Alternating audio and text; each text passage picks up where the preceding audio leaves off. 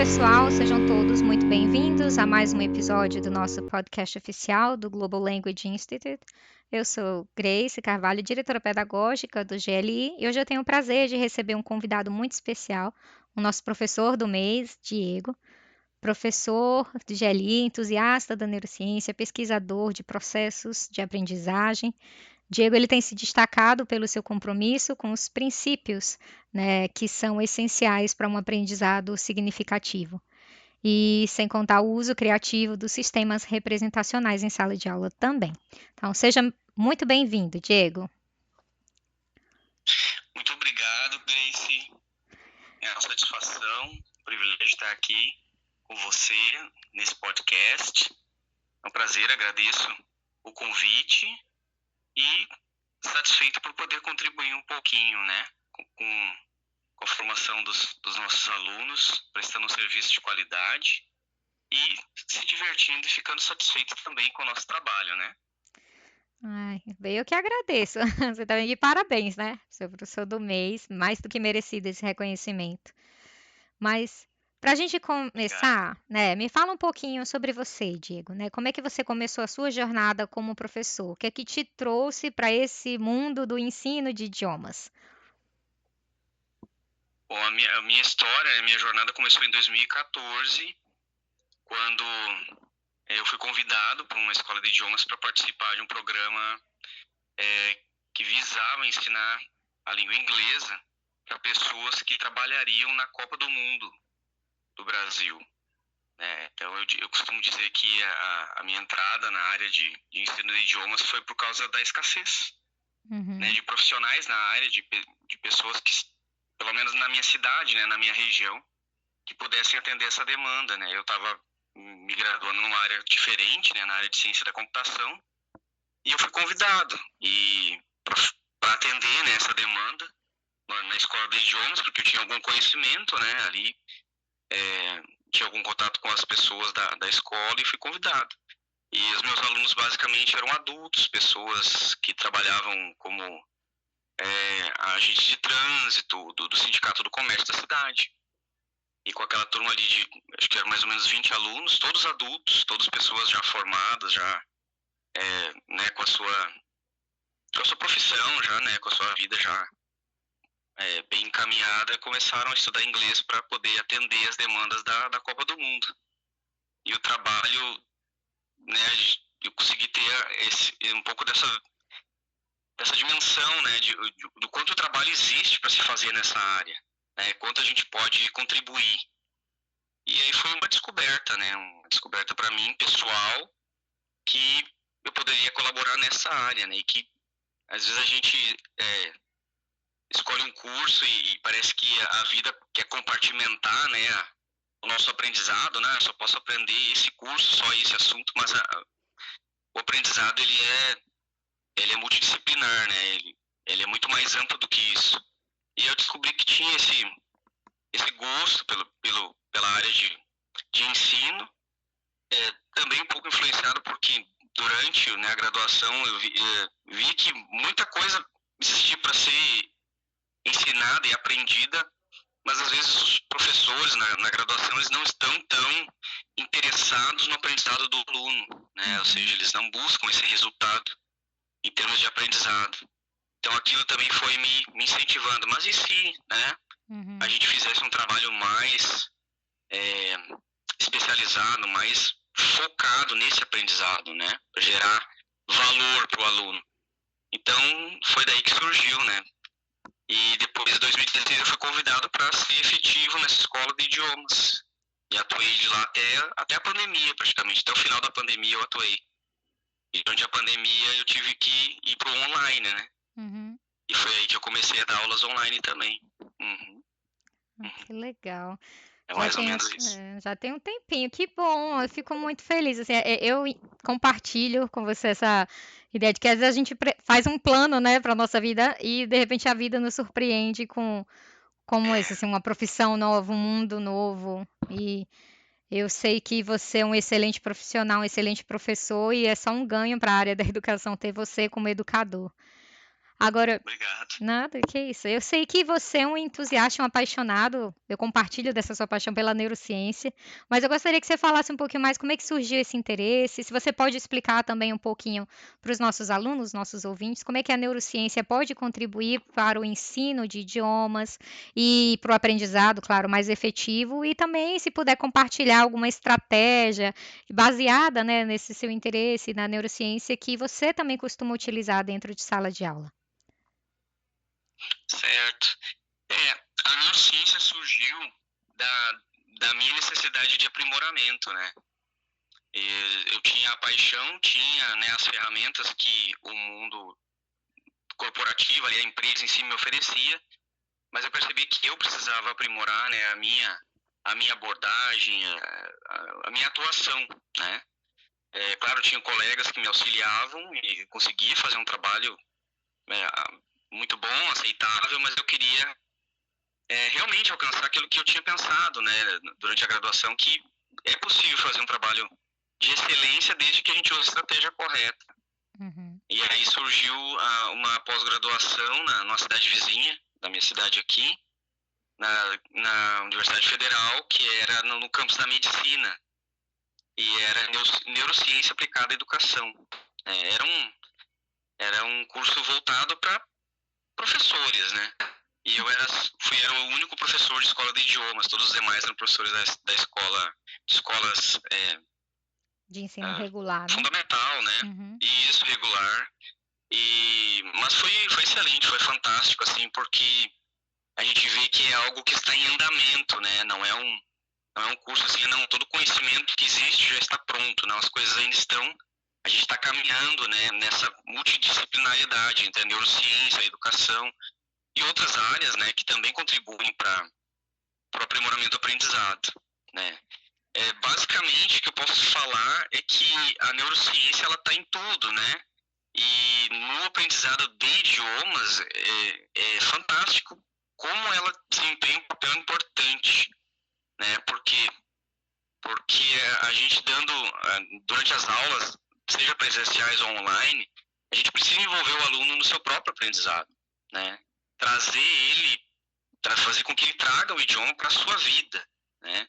E transformar não só o resultado, né? Hoje em dia a gente vê muito na internet, aprenda em tantos dias, às vezes semanas, aprenda inglês, ou meses, né? Aprenda como um nativo, coisas do tipo. Só que todo mundo está focado no resultado e poucos estão focados no processo, né? E a neurociência é o processo, Uhum. né? Durante o curso, né, a gente, dentre várias matérias relacionadas com a parte fisiológica, dos neurônios, né, toda essa parte, a gente assistiu o filme divertidamente, né? E aí depois que a gente assistiu, a gente não estava entendendo muito bem, né? E daí veio toda a explicação, né? O filme divertidamente é aquele das emoções, né? Uhum. Que a menina colore, né, as suas memórias com as emoções, a raiva, a alegria, ou seja o que for. Então, a neurociência, aquilo ali é uma analogia de como a neurociência funciona na nossa vida. Então, se o meu aprendizado ele é divertido, ele é alegre, ou às vezes ele é, de certa forma, um pouco até estressante, né, os neurotransmissores envolvidos, eles atuam no aprendizado, e isso ajuda a fixar, né, as coisas que a gente está aprendendo. Então, o processo exato de como que armazenada a informação, ele ainda está em processo de descoberta. A gente sabe que tem a ver com o DNA, tem a ver com as experiências de vida, mas exatamente como ele se dá ainda não é 100% conhecido. O que se sabe é que as emoções, né, tudo aquilo que você envolve no seu aprendizado, influencia, né, da forma como você guarda as informações. O desenvolvimento, né, da criança e depois do adulto, inclusive fatores como prematuridade, tudo isso influencia, né, de como que você vai aprender no decorrer da sua vida. Então é bem profundo, é bem interessante e é algo assim que existe muito, muito caminho a ser percorrido. Uhum. Não tem nada 100% já assim, não, isso já está definido. Existe muito estudo, né, muita gente envolvida. E é como eu mencionei, né, essa compartimentação, né, do conhecimento, ela acaba não contribuindo, ela acaba isolando, né, as áreas e uma pode contribuir com a outra. Por que não, né? A medicina, a neurociência não contribuir com a área de pedagogia, de desenvolvimento humano? É totalmente possível, é totalmente importante que isso ocorra, É né? verdade. Usando os métodos científicos e o professor pode aplicar a qualquer momento isso, fazendo uma aula interessante, envolvendo o aluno, tornando o aprendizado do idioma significativo para o aluno. Então, né, agora falando da questão da estratégia, né, baseado no estudo da neurociência. Numa aula online, por exemplo, com um aluno que está interessado em um curso corporate, né, um curso voltado para a área de gestão, por exemplo, eu vou receber um material que já é de excelência, né, produzido pela Pearson ou pelas outras editoras lá da Inglaterra, e eu vou pegar aquele material e eu vou tentar trazer para a vida desse aluno. Então, né, a gente vai estar no dia a dia, então dentro do instituto a gente tem aulas diariamente com o aluno, e é inevitável, né, esse rapport, essa identificação acaba acontecendo. O aluno fala, hoje eu tive um problema, hoje, né, eu uma vez tive uma experiência assim, assim, e tudo isso a gente traz, porque existe uma carga emocional envolvida ali. Né? Então, é aí que a neurociência entra. Eu vou usar um exemplo para passar uma gramática, um vocabulário, e eu utilizo uma frase da vida dele. Eu fiz uma viagem para a praia. Então ali eu vou ensinar uma parte da gramática, eu vou usar frases relacionadas a isso. Né? Então eu pego as experiências de vida dele e trago para aquele momento. E transformo aquele momento né, que deveria ser às vezes de um aprendizado que até pode ter sido até imposto. Eu preciso aprender inglês para poder uma promoção, coisa do tipo. Transformo aquele momento em algo positivo, em algo, né, que ele associe com lembranças positivas para ele. Né? Dependendo do perfil ou da situação, tu pode utilizar um desafio. Tem alunos que gostam de ser desafiados. Isso vai colocar um elemento ali de cortisol, do estresse, né? Estresse positivo. Isso também ajuda, né? Porque a gente guarda também esse tipo de situação. Então, a aplicação são bem amplas, né? Existe bastante conteúdo que pode, né, nos ajudar na nossa atuação no dia a dia como professor de idiomas, né? E hoje em dia o conhecimento ele está disseminado, né? A gente só precisa ir em busca disso aí e buscar aplicar. E 99% dos resultados são positivos, pelo menos na minha experiência, né? O aluno ele fica muito satisfeito quando a gente faz isso, né? Sem dúvida. Eu lembro, logo depois da pandemia, eu estava em processo também de algumas coisas acadêmicas e eu acabei escrevendo um artigo justamente focando nisso, na questão do uso da neurociência. E apesar de, infelizmente, alguns ramos, assim, algumas áreas de estudo ainda não reconhecerem, né, a neurociência como uma ciência, mas por questões de detalhes, mas exatamente o que você falou, assim, como a neurociência, ela tem muito a oferecer quando a gente fala de ensino e aprendizado de idiomas. Porque eu costumo falar que existem os dadores de aula e tem os educadores, os professores, né? Então, o professor é aquele cara como você, que pesquisa, que está interessado em como melhorar a sua prática, né? Então, a neurociência, ela é justamente isso que você falou, ela estuda como o cérebro processa e armazena as informações, o que é essencial para a gente aprender um novo idioma. Né? Então, se a gente sabe como é que o cérebro aprende, melhor ainda, como você disse, quando a gente tem ali uma emoção envolvida também, quando tem uma motivação por trás, quando a gente utiliza múltiplos sentidos, isso está conectado diretamente com o processo de um aprendizado eficaz, né, que faz sentido para o aluno.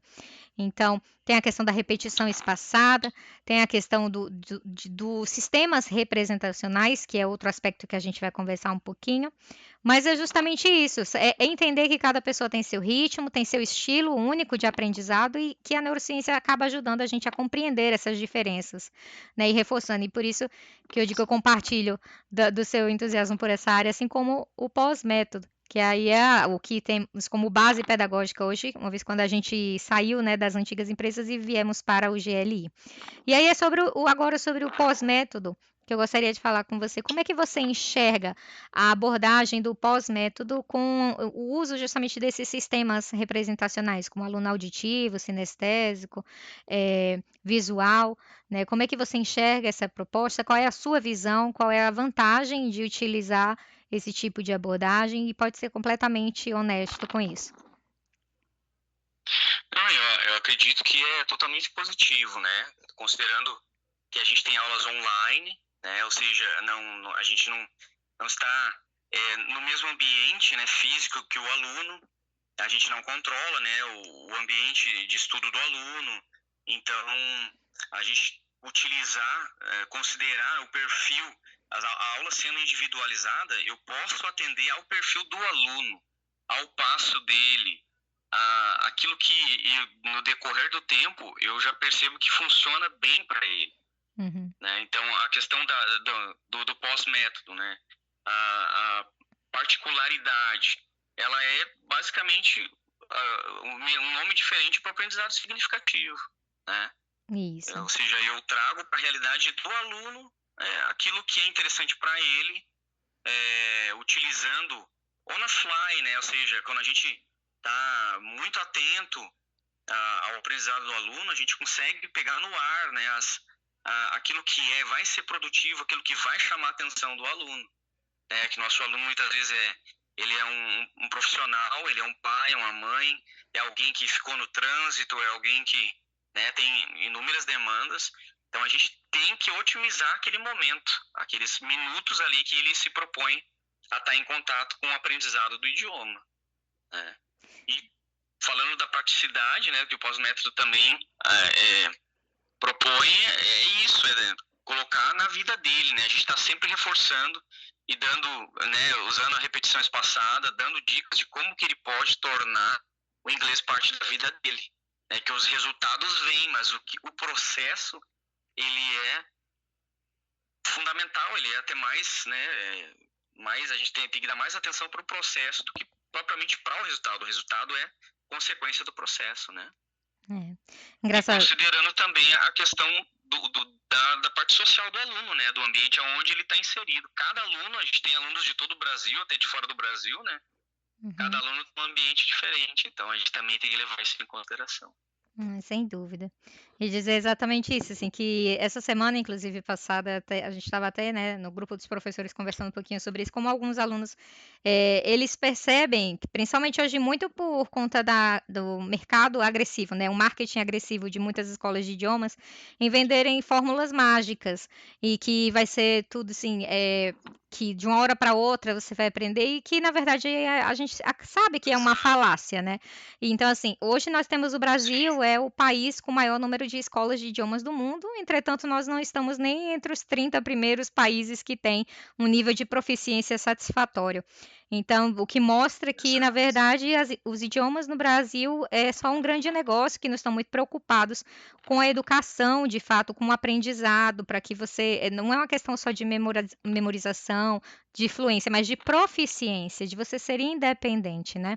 Que é uma jornada, como você mesmo disse, é um processo, não é de uma hora para outra. Mas a gente, caminhando um pouquinho agora aqui para o final, Diego, eu queria saber de você agora um momento marcante que você viveu como professor, e também qual conselho que você daria para outros professores que também querem inovar e se destacar, né, na sala de aula e ganhar também o professor do mês, né, esse reconhecimento. Então, queria que você falasse um pouquinho para a gente caminhar para o final. Uhum. Eu desde 2014, né, assim, eu tive contato com diversos tipos de pessoas, desde crianças, adultos, e às vezes eu comento, né, com os meus alunos que fazem aula à noite ou fazem ao meio-dia, né, então eu digo, esses são os guerreiros do meio-dia da noite ou do sábado de manhã também, né, às vezes eu comento isso com eles, né, eu já cheguei a dar aula de 3 horas para turmas com 16 alunos, no sábado de manhã. Ou seja, eram pessoas que estavam precisando demais do inglês. Então, e hoje a gente vê, né, a gente podendo fazer online, a aula de meia hora, focada, né, otimizando o tempo do aluno, Isso é um grande progresso, né? É um grande perceber como a gente consegue otimizar a nossa atuação, né? E o conselho que eu dou é você se apaixonar, né, pela sua profissão, pelo aquilo que você está fazendo, né?